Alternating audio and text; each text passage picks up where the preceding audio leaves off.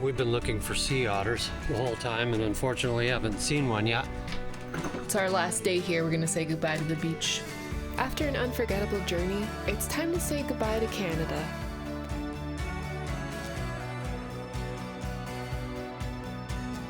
We've been driving down the 101 for about 2 hours and some change, and now we're 15 minutes away from the place we're gonna stop.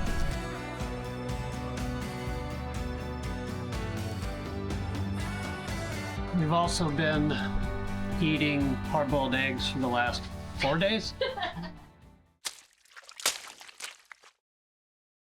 Dude, I just saw the brightest little starfish. We haven't seen one yet, and I finally spotted a starfish, and it's bright orange. We decided to give ourselves a break from all the stuff going on at the RV with the repairs. We got out to Sooke National Park. If you're into hiking, this is a great place to come and visit because there's a trail that crests the shoreline, which is absolutely spectacular. We've been looking for sea otters the whole time and unfortunately haven't seen one yet. But the forest around here is completely beautiful. The trees are amazing with this crazy bright orange color in them. They're just kind of this golden tree. I don't think I've ever seen anything like that before in my life. Thank you, Vancouver Island. As we've been hiking, we've been checking out all the boats, trying to figure out what they're doing off the coast here, because it looks like they're trolling for salmon, but we weren't sure until we finally ran into a local and asked them, and they said that's exactly what they're doing, is they're trolling for salmon. And there is a ton of boats out here. Hopefully they're having a good day, catching a lot of salmon, some big stuff. Lord knows I'd like to be out there catching one. Maybe next time we come up here. What, did I scare my dad? That's why he slipped? Oh, one of these, like, and I was looking, there's a guy fishing off the bow with, but we were wondering if they were trolling or not. They're just anchored and they got 2 poles in the water, so. We got Katie's family back up here with us on this trip. They were madmen and decided to drive all the way up from California and come meet us on the island after some Canadian Airlines fiascos of them going on strikes and affecting all the airlines. So they still did whatever it took to get their butts over here. How long did it take you to get here? 18 hours. With 1 day stop? No, 13 and 5. 18 hours. Average mile an hour, I believe, was 70 miles an hour. It's our last day here. We're gonna say goodbye to the beach. After an unforgettable journey, it's time to say goodbye to Canada. From the laughter shared with friends to the breathtaking beauty of Banff, every moment felt like a postcard come to life. The drive through the mountains was nothing short of magical. Towering peaks, winding roads, and scenery that left us speechless around every bend. And just when we thought it couldn't get any better, we wrapped it all up with 2 incredible weeks on Vancouver Island. From coastal sunsets to quiet mornings by the water, it was the perfect way to end our adventure. Canada gave us memories we'll carry forever, and while we may be leaving, a piece of our hearts will always stay behind.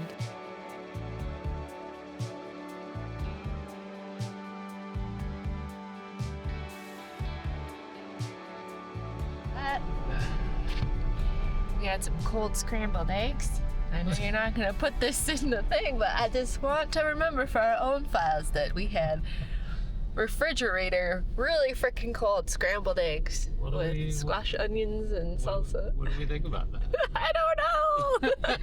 Like, it's not bad, but your brain is like, oh yeah, you're eating like a deviled egg. Or like a dessert, like an eggy dessert, like a custard, but there was freaking salsa in there. And that was weird. It was definitely very weird. I don't know. What did you think about that? I was confused mentally. It wasn't, it tasted fine. It tasted well. It wasn't as fulfilling as warm eggs, but But yeah, I was confused.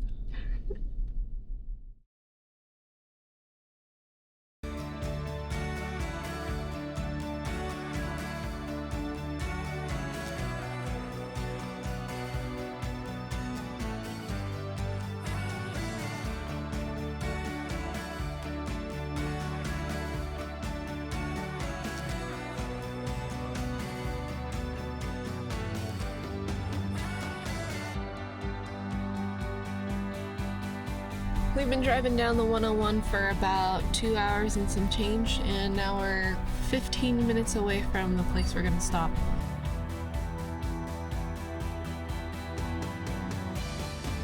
So it looks like we found our spot, and we're gonna stay here for the night. It's about 2 miles down a gravelly dirt road, just to the side of that, and there's a ton of trees.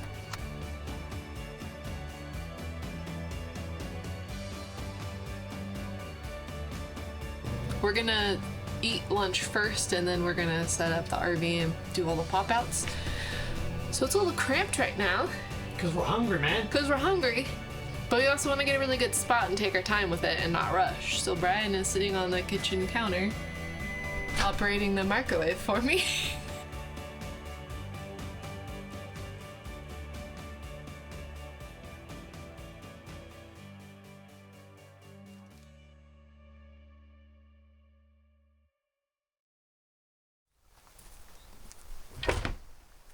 It's us for another episode of Where the Hell Are We and Are We Prepared? The answer is we don't know, and no, we're not prepared. So yesterday we parked at a pull-off on the side of a old logging road, I believe it is. You can definitely camp here. We saw signs that said no fires allowed.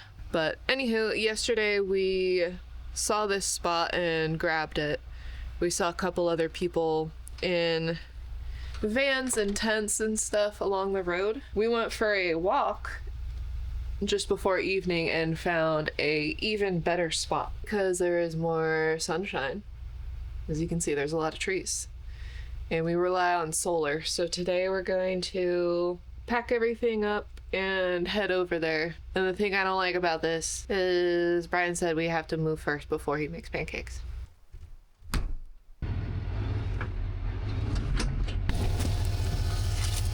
Oh yeah, let's go get that sun.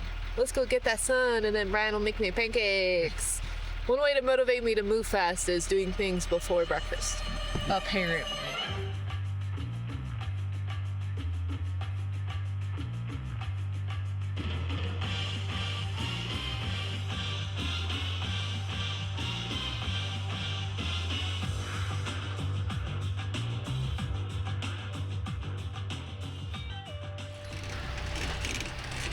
Right there?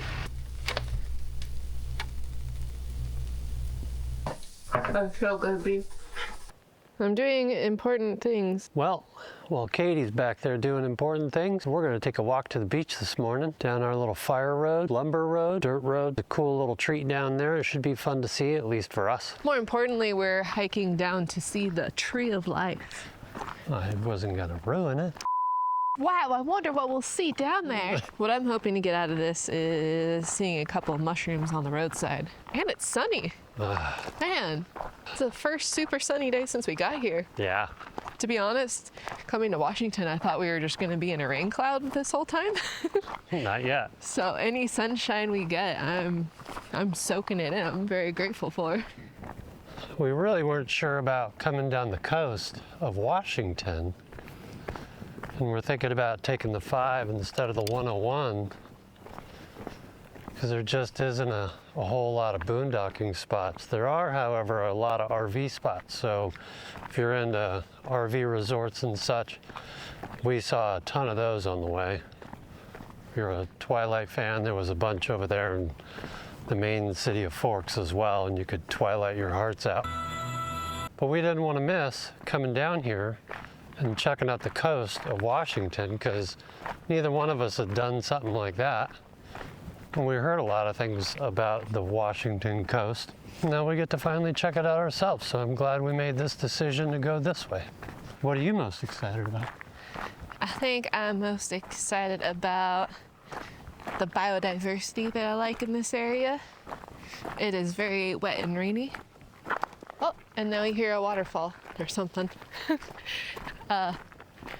It's very wet, which means there is a lot of moss and mushrooms and slugs and frogs. So yeah, I'm hoping to get to see some banana slugs as well because they're crazy. One of the biggest slugs in the world. Fun facts by Katie. Fun facts by Katie, whether you want them or not. The reason why you see a lot more slugs during the rain and misty time is because their slime isn't actually fully secreted by them. They actually secrete granules that make contact with the water that then create that slimy secretion. So they need that water and moisture to be able to move. Beneath the rugged cliffs of Washington's Pacific coast, standing alone on the sands of Claylock Beach, is one of nature's most mysterious wonders, the Tree of Life. With its roots exposed and dangling in midair, this spruce seems to defy every rule of survival. Cradled only by the air beneath it, the tree stretches wide and green, clinging to life against all odds. Storms pound the shoreline, tides rise and fall, yet still it stands, a symbol of resilience. A reminder that strength isn't always about solid ground, but about finding a way to thrive when the odds are against you. The Tree of Life has become more than just a natural landmark. It's an icon, a living metaphor for perseverance, hope, and the strength of nature. If you're ever driving down the coast of Washington, I'd say this would be a good place to stretch your legs, hop out, see a cool little tree, maybe eat some lunch on the beach. Beautiful day out here. What you pulling out there? Nothing. Hmm? Some Costco muffins, since we're not gonna be cooking that much. We can have some snackies or a breakfast that doesn't require electricity to produce muffins. I think this is day 4 in Washington, and the weather changed from what it said it was going to be for the next couple days. So we lost all of our sun. Now we're in power conservation mode because there's nothing but clouds and rain for the next 5-6 days. If I knew the weather was coming like it is right now, I would have conserved a little bit more power last night, just to give us a couple more percent and a little bit longer, make it a little bit more comfortable. But a bigger battery bank might be better overall. Double it or just one more battery? Because we have 3 currently. Yeah, I think just one more. So just to be able to stow power for longer. We're bringing in plenty of solar with cloud conditions to where I feel we'll be fine by the end of the night, especially if we just kind of conserve power all day and all night. We shouldn't have a problem, but it'd be a little bit more luxurious if we had another battery. We still have a bit of propane left. We don't typically cook with propane, but that's our backup for these cloudy days, so don't worry, we'll still have coffee and soup. Now turn all these lights off. We've also been eating hard-boiled eggs for the last 4 days. Are you kidding me? 5 days. Are you kidding me? Yeah, we left the 31st, so that sounds about right. We had just bought eggs the week before we left Vancouver Island in hopes that we were going to be eating scrambled egg breakfasts or egg breakfasts with Katie's parents, but we didn't end up using them all. So Katie hard-boiled all of them, all 32, 28, 27, 27, and we've been making egg salad sandwiches. We've been making egg Deviled eggs. egg bean burritos, deviled eggs, and this morning Brian said I don't want any eggs. Please, no more eggs. So I made oatmeal instead. Yeah. This morning I was done with eggs and had to just have some plain old oatmeal with some berries and some peanut butter, which was amazing. It hit the spot. But for other people out there that have too many eggs when they cross the border, what do you like to do with hard-boiled eggs? Because I think we did it all. Leave a comment down below. What do you do with your hard-boiling eggs? Came down here to the beach, do a little bit more berry picking. While we were here, the fog started rolling in, so one of my wishes got granted. Katie decided to go into the water, freeze her ass off. Don't know why, she just likes it. But last night we experimented a little bit with the power, since we knew that we weren't going to get a whole lot of sun over the next week. So we turned off the inverter, and normally we probably lose 3 to 4% a night, maybe 4 or 5%, and we only lost 1%. That'll extend our battery life a little bit more and help us out to where we can live comfortably in the mountains.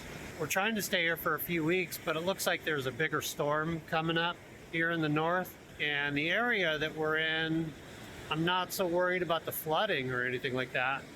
I'm more worried about trees falling. There seems to be quite a few fallen trees, and maybe that's just from being oversaturated and they fall.